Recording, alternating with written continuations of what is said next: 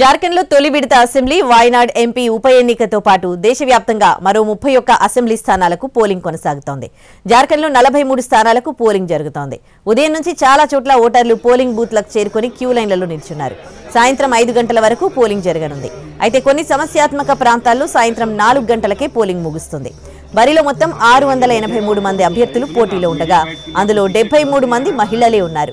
200 కంపెనీల సాయుధ బలగాల కట్టుదిట్టమైన భద్రత ఏర్పాటు చేశారు.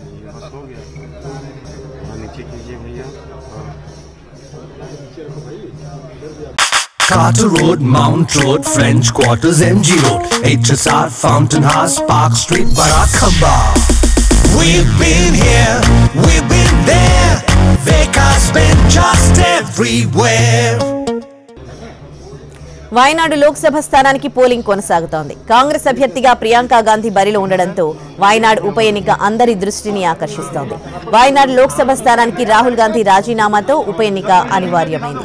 ప్రియాంక గాంధీ తొలిసారిగా ఎన్నికల్లో పోటీ చేస్తున్నారు. వాయనాడులో మొత్తం 16 మంది అభ్యర్థులు బరిలోకి దిగారు.